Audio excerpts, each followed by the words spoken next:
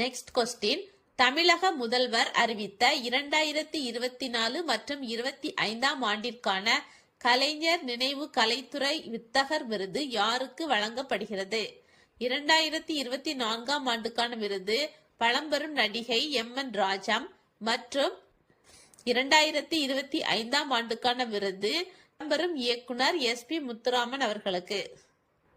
ஒவ்வொருவருக்கும் 10 லட்சம் ரொக்கம் மற்றும் நினைவு பரிசு வழங்கப்படும். நெக்ஸ்ட் கொஸ்டின், சீனாவின் டியான்ஜின் நகரில் நடந்த ஆசிய உள்ளரங்கு தடகள சாம்பியன்ஷிப் 12வது சீசனில் தங்கம் வென்ற இந்திய வீரர் யார்? தேஜஸ்வின் சங்கர். நெக்ஸ்ட் ஒன், ஸ்பெயினில் நடந்த எலைட் சர்வதேச குத்துச்சண்டையில் பெண்களுக்கான 75 கிலோ எடை பிரிவில் தங்கம் வென்ற இந்திய வீராங்கனை யார்? லவ்லினா. நெக்ஸ்ட் ஒன், ஐக்கிய அரபு எமிரேட்ஸில் நடந்த துபாய் ஓபன் நீச்சல் சாம்பியன்ஷிப் போட்டியில் ஆண்களுக்கான 200 மீட்டர் பட்டர்ஃப்ளை பிரிவில் தங்கம் வென்ற இந்திய வீரர் யார்? சஜன் பிரகாஷ். இவர் இலக்கை 1 நிமிடம் 59.61 வினாடியில் கடந்தார்.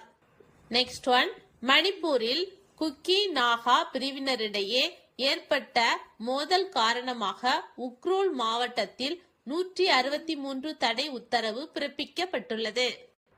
நெக்ஸ்ட் ஒன், ஜப்பான் நாட்டில் மக்களால் தேர்ந்தெடுக்கப்பட்ட முதல் ஜப்பான் பெண் பிரதமர் என்ற சிறப்பை பெற்றுள்ளவர் யார்?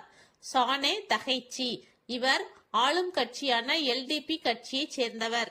நெக்ஸ்ட் ஒன், சந்திரனிலிருந்து மண் போன்ற மாதிரிகளை சேகரித்து பூமிக்கு கொண்டு வரும் சந்திரயான் 4 திட்டத்தை எந்த ஆண்டுக்குள் செயல்படுத்த இஸ்ரோ திட்டமிட்டுள்ளது? 2028.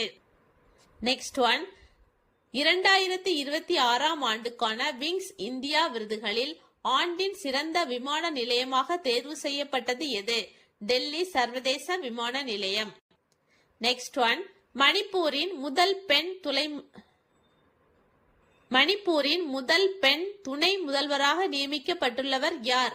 நெம்சா கிப்சன். லாஸ்ட் ஒன், சமீபத்தில் மத்திய அரசு இந்தியாவை எந்த ஆண்டுக்குள் ஊட்டச்சத்து குறைபாடு இல்லாத நாடாக மாற்ற வேண்டும் என்று புதிய இலக்கை நிர்ணயித்துள்ளது? 2030.